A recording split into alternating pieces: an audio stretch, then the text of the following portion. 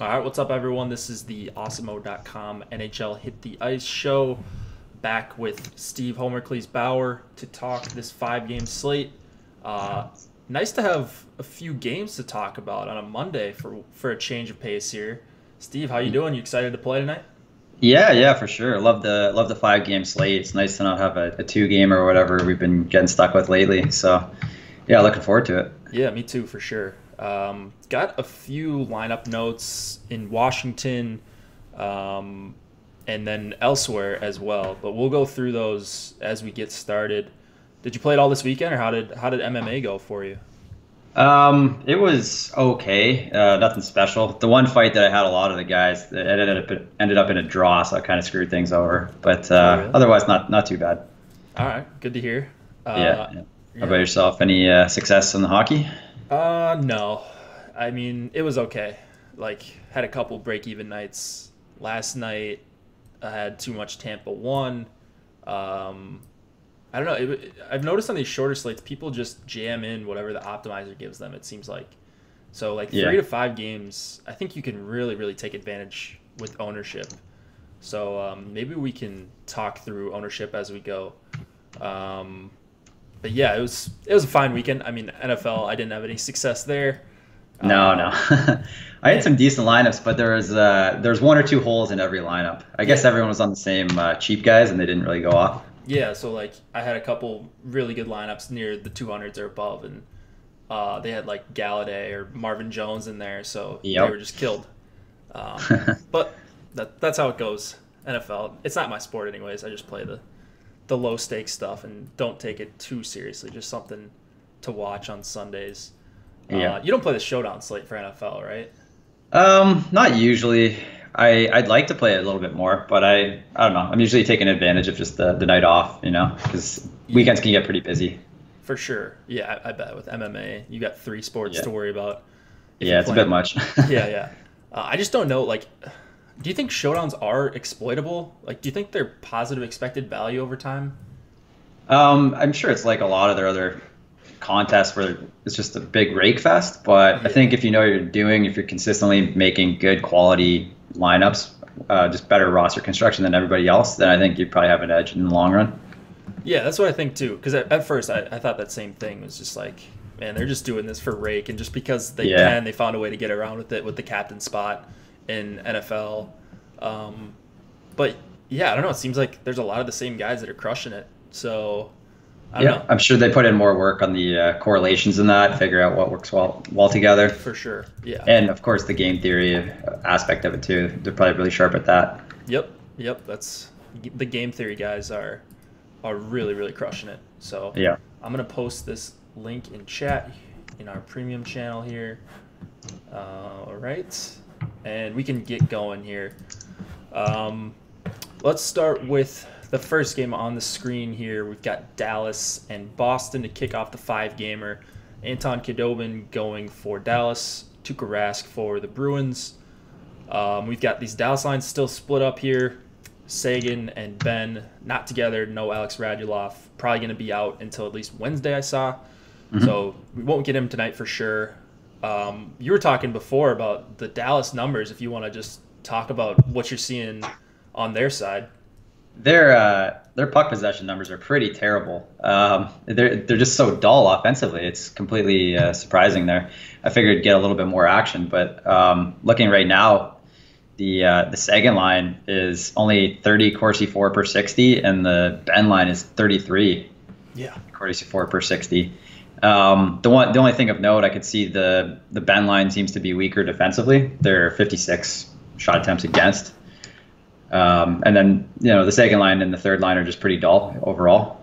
Yep. So, yeah, I figured there'd be a little bit more to it. But, yeah, it's kind of a dull 5-on-5 matchup in this game. I think Boston's pretty dull as well. They don't give up a lot. So, yeah, I think they're least scoring chances against per 60, least high danger chances against per 60. I don't have my notes up. I didn't pull them up, but just from what I remember looking at this just low overall last night. So really the only thing that I want here is Boston 1. They're at home. I think they're fairly priced. I've got the FanDuel pricing up right now. But I think they're just under 21K on DraftKings as well. So pretty standard price for them. Nothing crazy either way. And they're probably going to see time against the Sagan line. Is that your read as well? Yeah, I think last game they played Montreal, they kind of mixed and matched the top two. Mm-hmm. So, yeah, you could see Bergeron playing equal time against Ben and Sagan. Yeah, but like you mentioned, I mean, neither of those lines have been impressive for Dallas. No, offensively anyway. I mean, the second line hasn't been bad defensively. They're just, pretty dull. They don't create much. They don't give up much at 5-on-5. These are small samples as well, but I know Sagan's been shooting a lot and just hasn't been scoring. I don't love the matchup for him in general. I guess if with Dallas, their power play matchup's pretty appealing. That's about the only thing. Boston's taking a ton of penalties, and if you look at the unblocked shot attempts for and against of each, it lines up pretty good for the Dallas power play. Okay. So that'd be one thing I'm considering tonight. I don't love the full even strength stacks for any of those three Dallas lines. Yeah, neither do I. So Sagan was the guy that was coming up for me a little bit when I was getting away from 4-3-1. So he's probably going to be the guy I have the most exposure to on Dallas, but it's not going to be a lot of anyone here. Yeah. It would just be a contrarian play, I think, Dallas. I can't imagine anyone would be on them tonight. Yeah. Boston top line, you've got that second line with Nordstrom, Krejci, and DeBrusk. Heinen, Backus, Bjork look to be on that third line. I mean, I'm sure you're going to have some interest in Boston 1 if you're MMEing, but what about them and then the rest of these Boston lines? Yeah, I really like Boston 1, especially at home. Pasternak just seems to score at will at home. So he's definitely, that whole line I'm interested in tonight. There's a lot of other high-priced options too, so I don't think ownership's going to be too crazy in Boston 1's favor. So I do like them for sure tonight. Yep. Just trying to dig a little deeper into the second line here, but they seem to have pretty good possession numbers.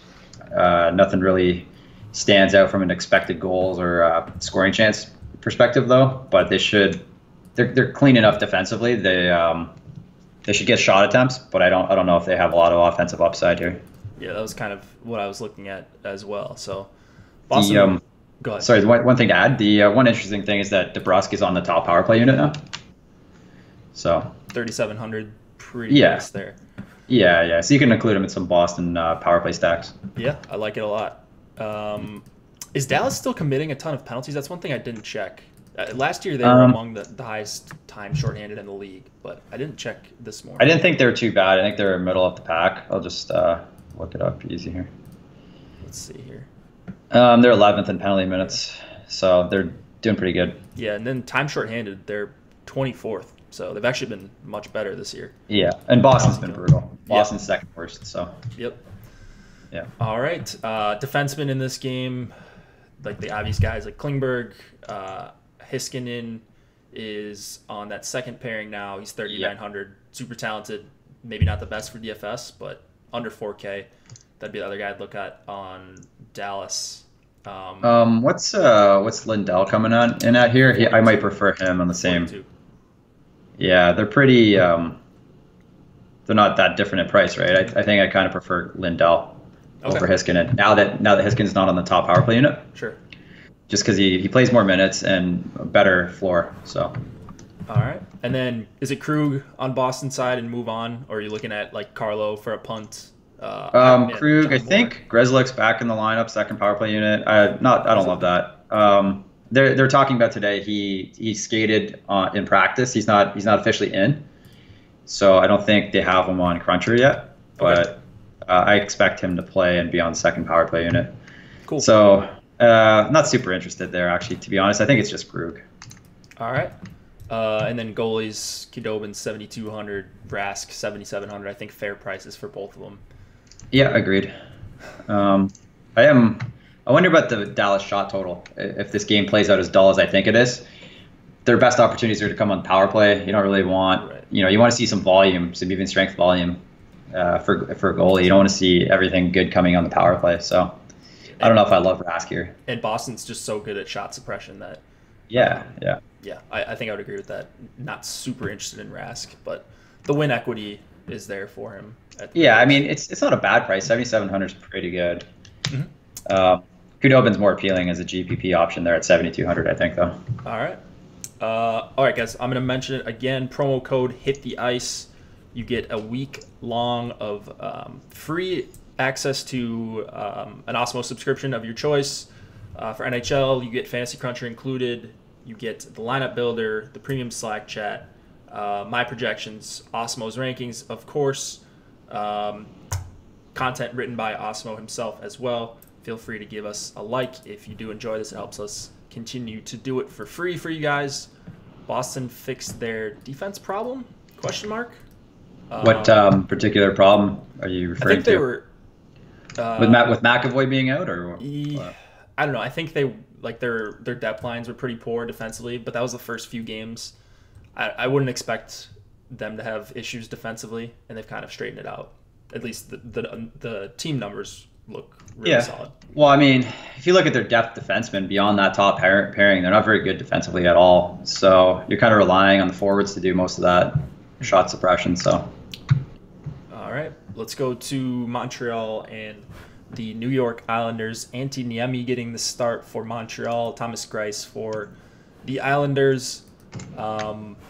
This one, I would have to imagine the Danault, Tatar, Gallagher line get some ownership here because they've been just, frankly, pretty dominant at even strength. Yeah. Like 66% Corsi for percentage.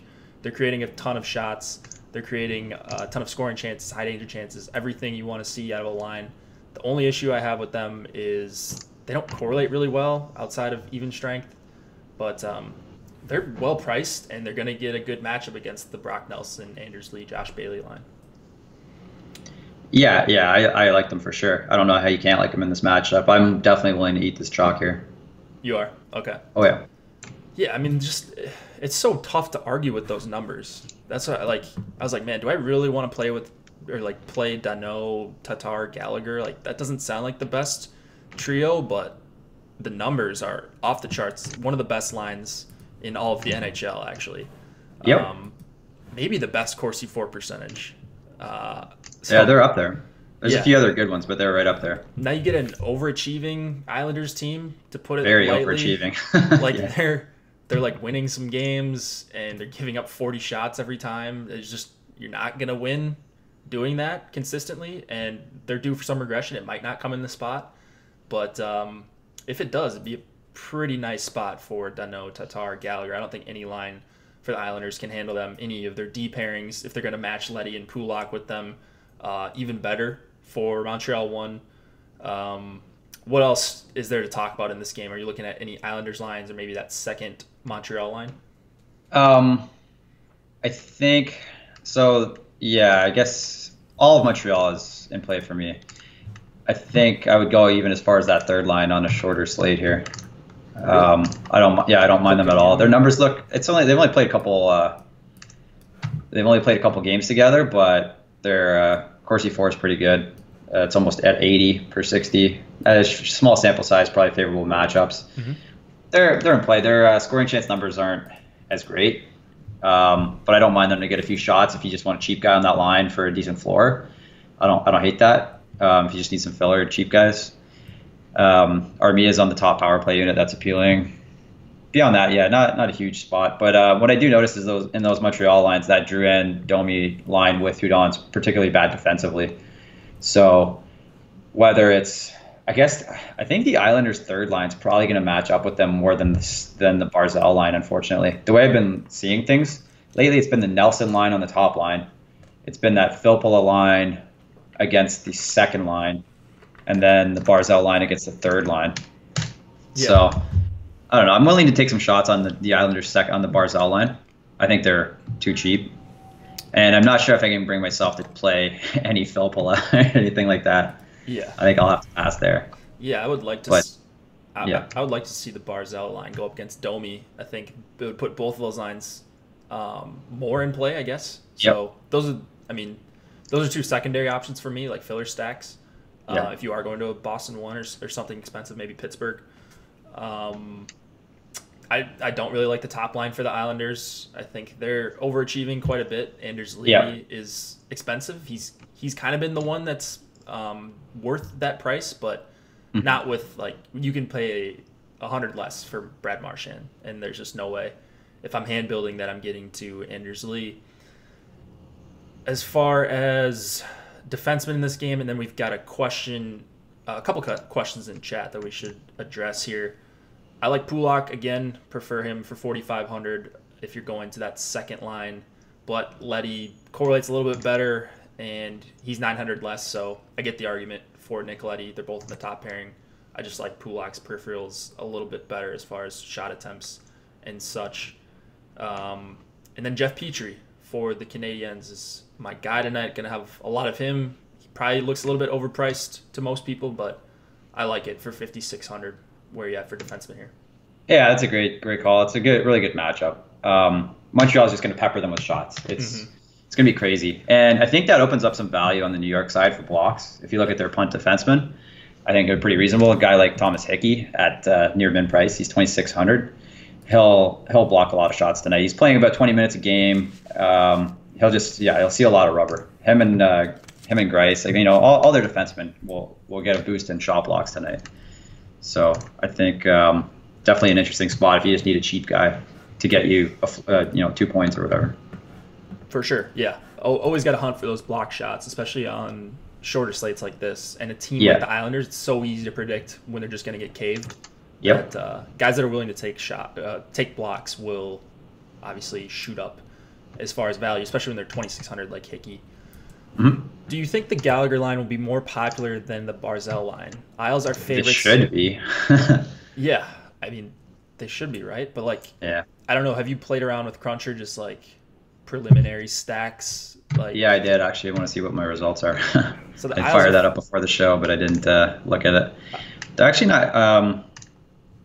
They weren't coming up a ton, but I got them at maybe 10%. Yeah, the Isles are. So they're favorites, obviously, here. Niemi has a reputation as a bad goalie, as Matt says in the chat. But he actually hasn't been that bad going back to the middle of last season. So, maybe people just see Niemi in here and they just want to fire up the Islanders. And that's understandable. It's a fine matchup for the Islanders. Especially that second line is pretty cheap. But, not really. Montreal's not really a team that I want to attack heavily, at least based on what they've done early this season. So no, I don't see a reason to go heavy on the Isles because the Habs don't give up much at 5-on-5, and the Islanders don't generate anything at 5-on-5. To be honest, I'm kind of surprised at how they're doing this. They're completely overachieving. I think Barry Trotz is a magician. I don't know what he's doing here, but yeah, I mean last year same thing with the Capitals. It's just like they were fine record wise. I mean they're actually really good record wise last year, but they were just like overperforming their metrics. Like. They seriously going to do this with another team this year? So far they have, but due for some aggression regardless. Yeah. All right, you ready to move on here? You got any strong takes for goalie Grice? Islanders goalie's always in play. Yeah, I pretty much just say I'm going to go heavy on the Habs, but I'll also have a fair amount of Grice because we can predict the shot volume here, right? So he's going to face a ton of shots. He's got upside here, but I do lean towards the Habs side. I think they can score on him. Love it. All right, New Jersey and Pittsburgh. We have Keith Kincaid going up against Matt Murray. All right. I love the New Jersey top line. Taylor Hall is coming out as the top play on my projections tonight. Actually over Connor McDavid by like a couple tenths of a point, so nothing huge. But I love New Jersey 1 here. I like the second line. Where are you at for this game in its entirety? You could kick us off here.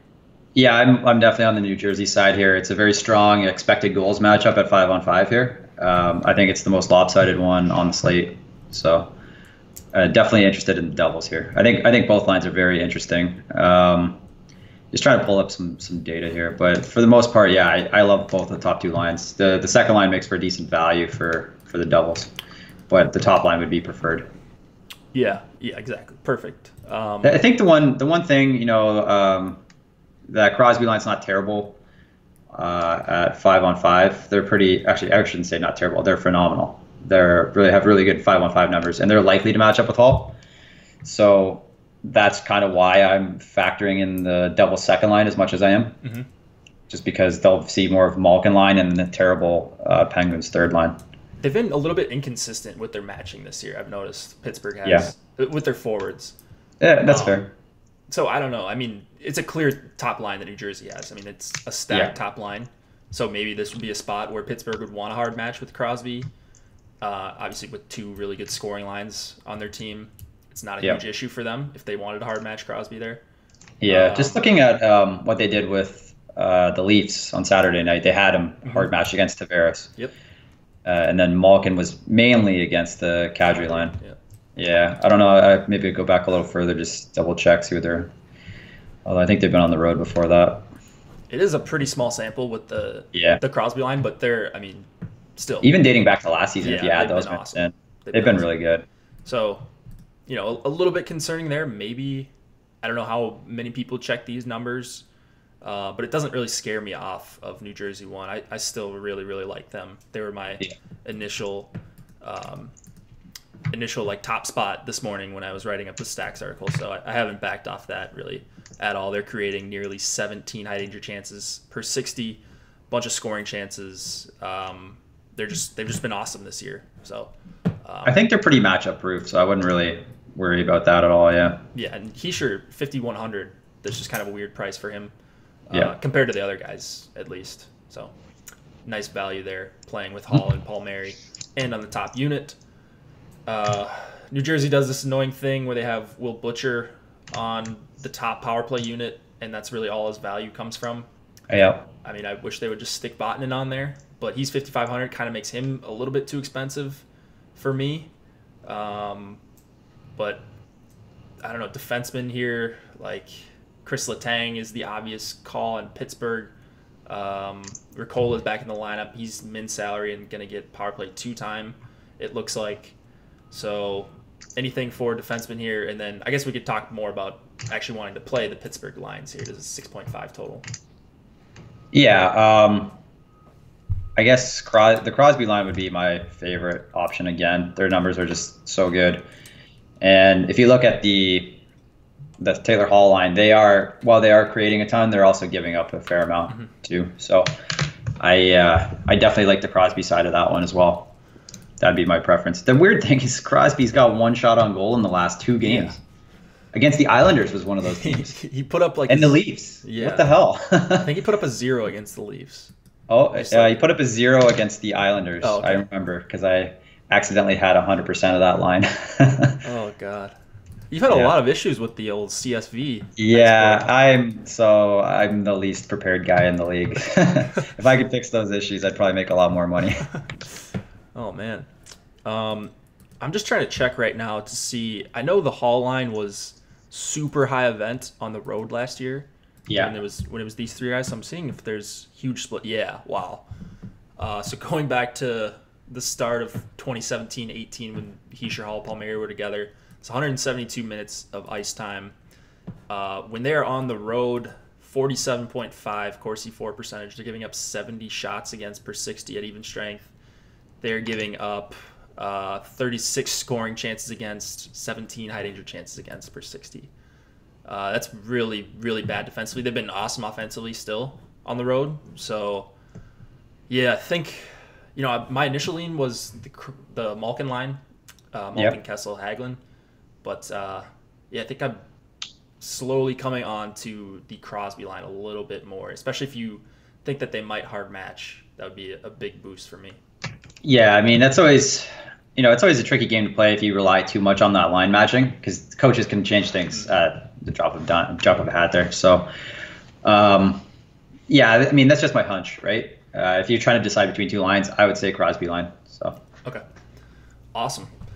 And then Letang, 6,400. Is that too much for him? No, it's totally reasonable. There's really not a lot of high-priced defensemen tonight, so I think paying up's not an issue. And there's a lot of value here. All right. We've got Kincaid and Murray in net. Yeah. Murray probably pass on the goalies. Yeah. Murray has been not great so far this season, or at least inconsistent, just to say it nicely.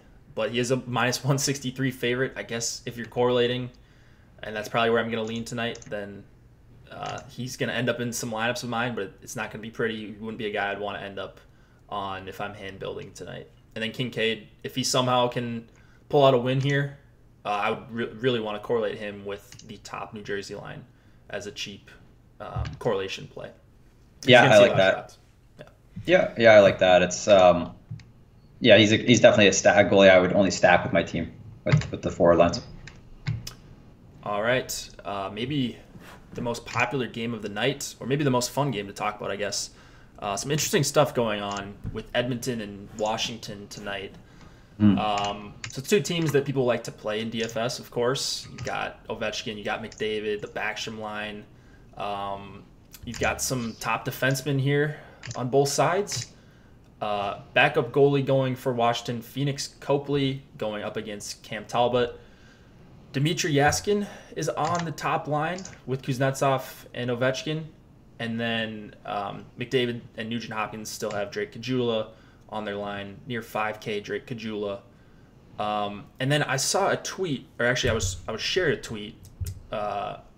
Josh Harris shared the tweet with me about one of the Capitals beat writers saying that they were going to match the Kuznetsov line against McDavid, and that's why they put Yaskin on the top line. You buy into that? No, it's definitely not a hard match. Looking at what they did against Dallas and then their last couple home games, they haven't really matched hard. So I think it's just for in case they do run into the McDavid line more than they expect them to play hard head-to-head there. Yeah. And another matching thing. So Orlov and Niskanen is probably going to be the pairing. And you expect them to hard match against McDavid?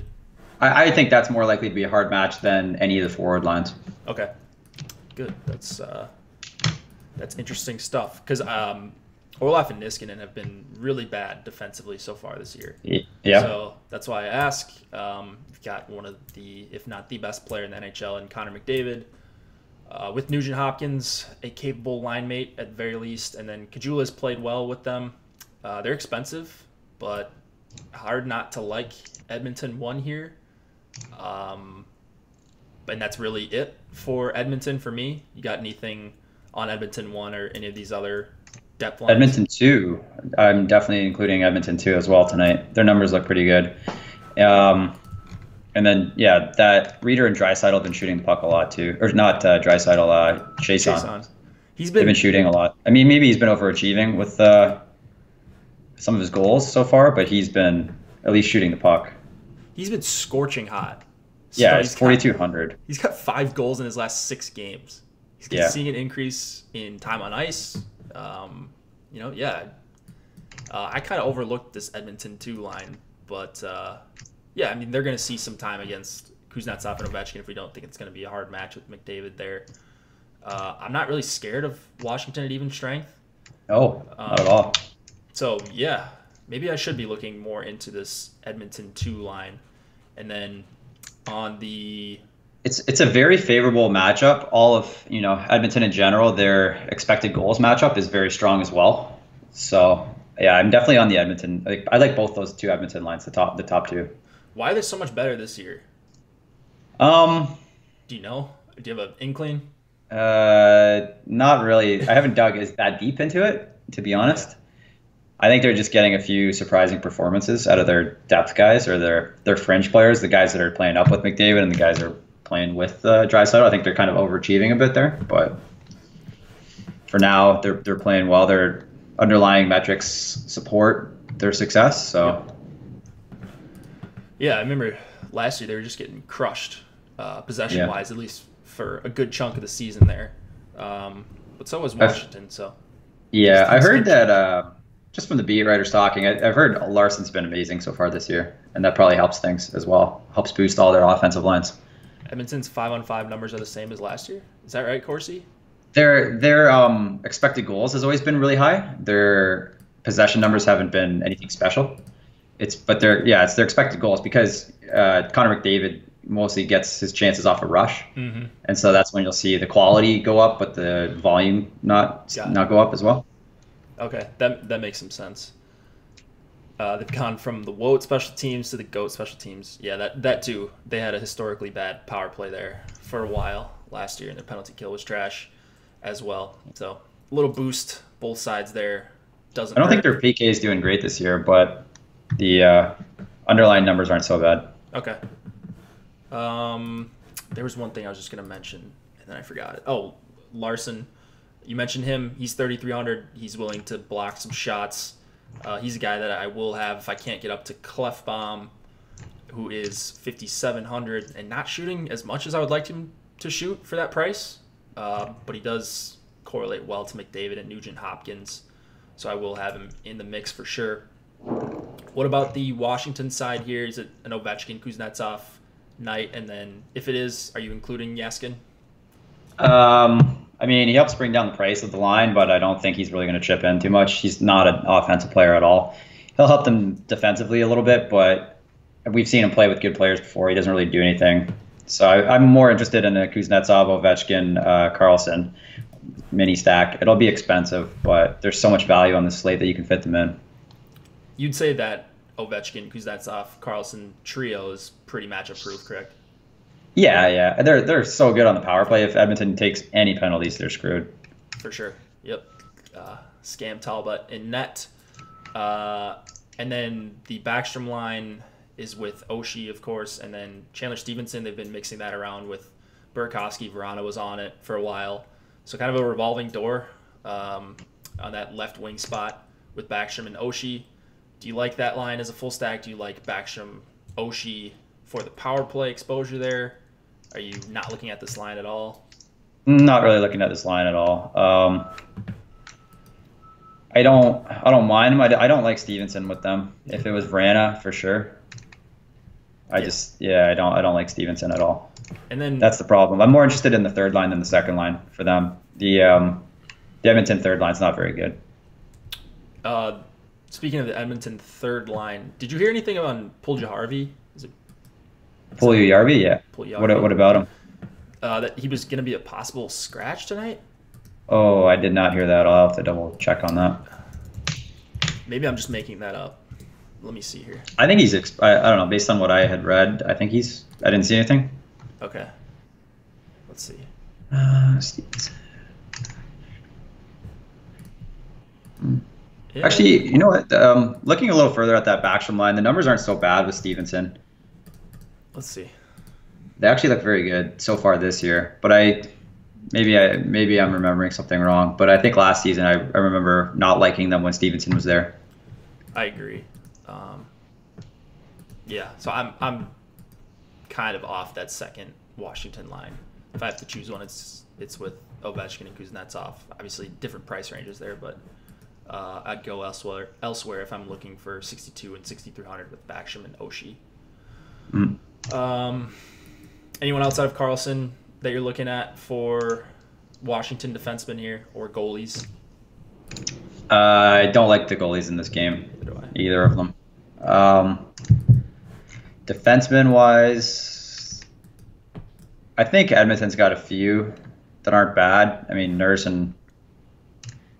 is interesting, I guess. He's not a bad price, 4,700.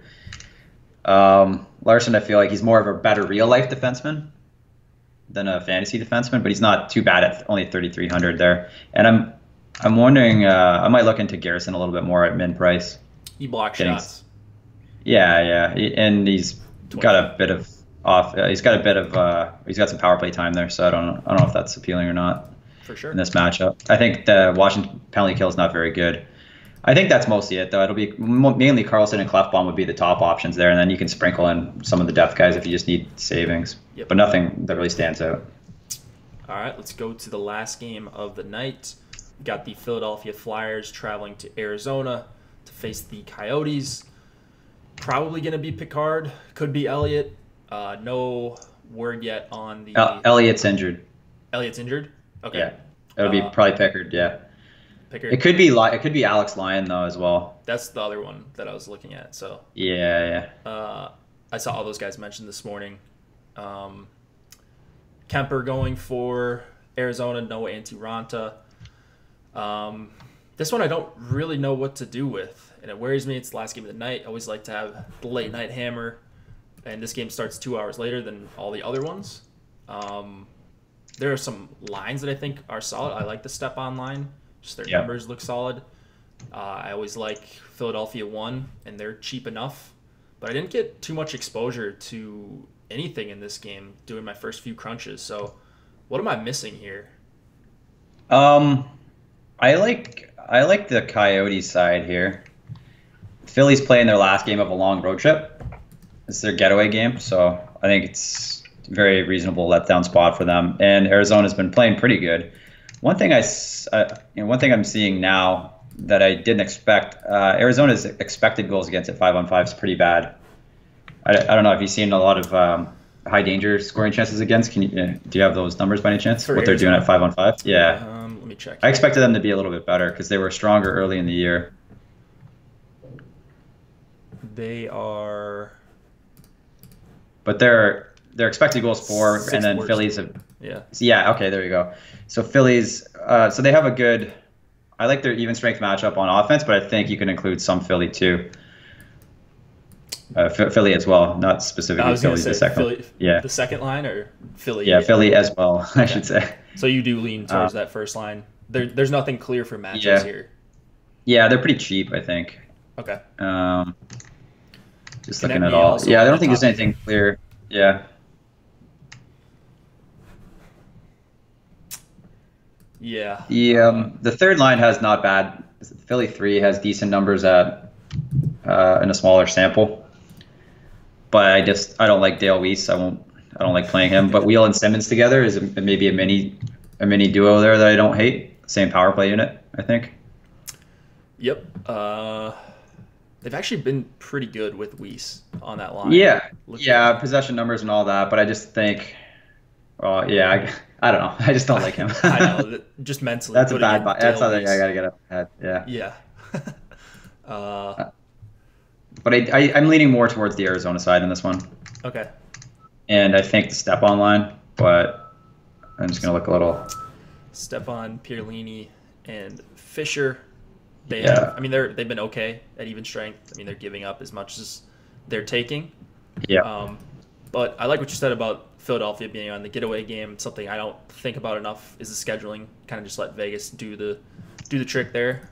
But yeah, it's definitely something to think about if you're into more intangible stuff. This would certainly be a good letdown spot, or a logical letdown spot, I guess. That's a better way to put it. Defenseman here. Man, where are you going for defenseman here?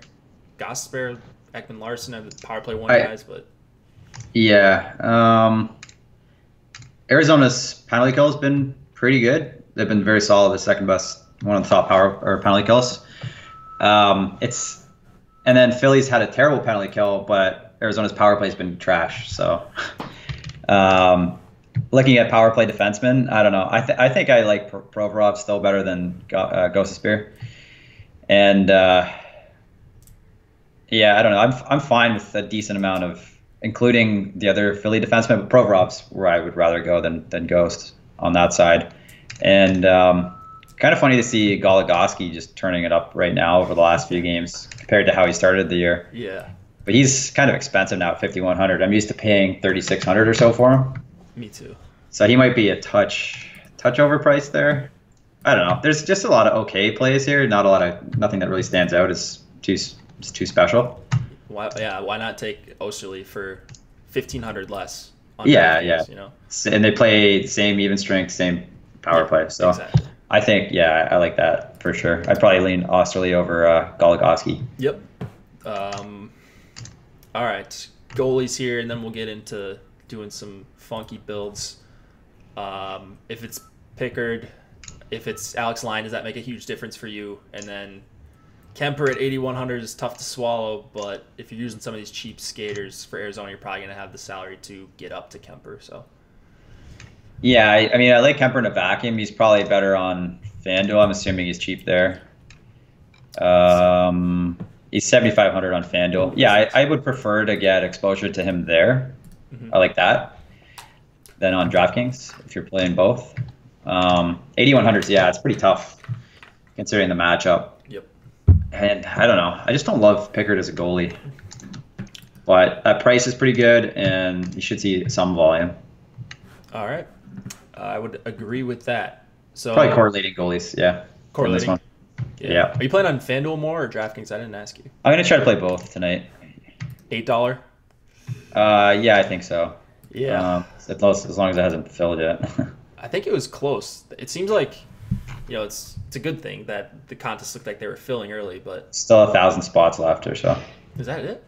I mean, Yeah. yeah, we got a couple more hours though, so that should Yeah. fill, which is nice to see. Maybe we get some better contests going Yeah, I'm not forward. sure.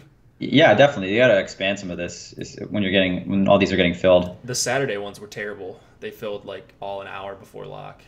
Oh, brutal. Yeah, so Yeah, they always do that. They always underestimate on weekends because of football. They want everyone to keep their money for football. yep. Where do you find out what teams take the most shots, players take the most shots? That for me, I use natural stat trick. I'll type these into chat. Are you Corsica? Steve? Yeah, I use Corsica. I look at both sometimes. If you just want to narrow down, because I find that expected goals I find is slightly more accurate as far as projecting stuff, but it also in the long run is pretty like Corsi 4 is pretty like it narrows together, like it converges a little bit. So I like to look at high danger chances occasionally as well. Yep. So that's why I'll flip over to natural stat trick. Yeah, I stopped using Corsica a lot, at least when 'Cause- they had the bugs. Yeah, Every time you tried to click on something. That was last year though, so I think it's pretty solid now. I haven't had that come up once so far this year. okay, that's good to hear. I should start using them, incorporating the expected goals, and seeing how far off that is as far as correlation to high danger chances. I mean, it's pretty close, but yeah, you're probably right about. It's maybe a little bit more precise, but I still want to see the high danger chances because sometimes you just have the volume will just accumulate on outside shots and then it'll still add up for expected goals. So I kind of want to see the distinction a little bit. Yep. All right, guys in chat, we've got a bunch of you in here. Thanks for watching, by the way. But if you want to see us build a lineup here, if you want to see like an expensive line, see a cheap line that you can fit in. Someone asked for FanDuel crunches. We've only got a few more minutes left, so I don't know if we'll get to that. But we could mess around with the FanDuel lineup builder if there's something you want to see. I can't remember who it was. Anything you want to see, Steve? I know we're both MMEing tonight, so we're probably an optimizer thing. Yeah, most likely. I think. Yeah, I don't know. We can play around. We can play around on FanDuel. I don't mind whatever. I've mostly been looking at the DraftKings pricing so far. Let's do DraftKings then. Let's do. Yes. So. Yeah, I guess you can try to see what you can fit with the expensive lines, and then a couple medium ones. Show us Showdown for fun. NHL Showdown? Is there a Showdown slate tonight? I think the late game. Oh, that would make sense. Yeah. I played that a lot in the playoffs, but I haven't played it yet this regular season. I'm surprised they didn't have a turbo slate. I think it's because there's only one late game. They all start at 7 otherwise. Yeah. Or 7 Eastern, I should say. Yeah, I like those shorter slates, like the late night slate. I should start playing those more. Yeah, well, I mean, if you want to realize your edge, play more slates. I know that's one thing that Alex has always talked about. Yeah, him and Tom. Tom crushes short slate NHL. Yeah. And MLB for that matter. He just cleans up. So does Alex, of course, but we all know that.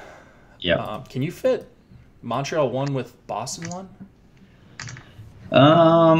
Looks like it's Juleson.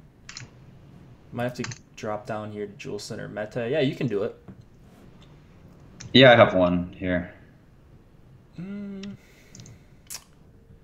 need cheap goalie, cheap defenseman. Yeah, you can do it. There you have it. Andy Green and Keith Kincaid. I didn't even put in the right second winger here. Tatar. Whatever, you can still do it. 3-3-2 with Philly 1 and Boston 1 is possible. With the best parts of all that. So if you do 3-man Boston with 2-man Couturier Giroux, you can do that. 17-6 left for 4 spots, including a goalie. You probably have to go with Calvin Pickard. 3,500 left per spot for 3 more spots. Yeah, you can go Rask and Sanheim together with a cheap $2,500-$2,600 defenseman. something like that. Oh yeah. You can keep it pretty cheap. Sandheim is coming up for me a bunch. He just shoots it a lot. Like per minute, he's fine, but he Yeah. doesn't play a lot. So I just have to bump Yeah, him he's down. playing what, 15 minutes or so on average a game. Yeah, a little bit frustrating. Yeah. But does shoot it when he's out there. Yeah, so you can do this. I don't know. That's probably not something I would want to do. Power play stacking. Anything? Maybe the Capitals. Yeah, Capitals for sure. Let's Try some Kuznetsov, Ovechkin, Carlson. Kuznetsov, Ovechkin, Carlson. All right, now we've got 48. 8. Wait, 4. Funny thing is, you can fit them with that Taylor Hall line. What? If you play Jaskin. All right, let's see. I know you're probably And how staring money at left for? You're probably Yeah, you staring can't. at Maybe not Carlson, but not Carlson. But if you went Jaskin, you could play the Taylor Hall line with them. That's wild. Let's see. We probably need a punt from New Jersey here. We can go with Mueller. Or let's even go down to like Lovejoy. Just open up everything. Yeah, we got 11-5 for a goalie and a defenseman. Correlate with Kincaid. Now you got 4,300 left to spend. So you can get in. Yeah, you can do that pretty comfortably, actually. Yep. Wow. All right. So I guess that would be the reason not to take Jaskin off the line. Yeah. Man, that's going to pop from optimizer standpoints, you know? Yeah. They just... I think it was the third lineup that was created for me. Yeah. If you are running an optimizer, you're going to have to take out Yaskin by hand or lower his projection way, way low. But, I mean, even if he gets you an assist and a couple shots on goal, he's probably worth it if Ovechkin goes nuts. Yeah, what else here? We got a couple more minutes, I guess. Anyone in chat want to see anything? What tournaments are there available to play tonight? I only really looked at the $8. Is there anything for high stakes that you're looking at? The 333 or 150. I'm considering maybe I'll do that instead of MMEing on DraftKings. Maybe I'll MME on FanDuel or something. Do you hand and then build? just play. Well, so I'll hand build. If I play those high stakes ones, I'll hand build. Mm-hmm. Yeah, that's probably what I would do too. Yeah. TK can fit. Anything else in chat? Pretty quiet today. Edmonton third line is great, but Edmonton third line isn't great, but they're all like min price. Any interest in playing them? No. That's the Strome. Yeah, zero interest. Yeah, I'll pass on that. I would rather, I like the New Jersey second line better. I think even the Edmonton second line's pretty cheap. Yeah, exactly. Arizona's pretty cheap in general. Yep. The step-on line's pretty cheap. There's tons of value on the slate. I don't think you really need to do that. We didn't really talk about Galchenyuk, Keller, Panic. Do you like that line? I mean, their pricing is solid on DraftKings. It looks like mid-tier price. They're about a little over 15K to stack. It looks like The numbers aren't bad. their defensive numbers are really bad, if I remember correctly. I'm seeing 47 Corsi for, 41 against, and then expected goals is 2.114, 1.72 against. But Maybe I was looking at something else then. maybe just a different combination. Maybe it was Galchenyuk, Keller, and Krause or something. Yeah, it was Galchenyuk, Keller Or the other. without Someone Panic. else. Yeah. They were giving up 20 high danger chances against, but smaller sample. Yeah, so I mean, you can't read too much into these, but There's enough 2,500 to 3K defensemen tonight. Yeah, you don't need cheap forwards in the second. Yeah. I mean, you can Washington 1 with. You could probably do Washington 1 with Yaskin and just about any line. Yeah, McDavid, Nugent Hopkins, and then punt elsewhere. You can do that actually, for sure. Yep. Yeah, it's pricing soft once again. I don't know how long it's going to stay like this, but you can fit in all the studs together, it seems like. So, a little bit frustrating. That's about it, guys. Give us a like if you did enjoy this. We'll be back tomorrow. I think there's a bigger slate. Should be fun. Steve, got anything else? Any last words of advice? Nothing too crazy, guys. Just let's get that bread. Yeah, let's get that bread. Check out Osmo's rankings. Check out my projections. If you are a premium member, if you're not, promo code Hit the Ice gets you a free week. See you at the top of the leaderboard, guys. Cheers, guys.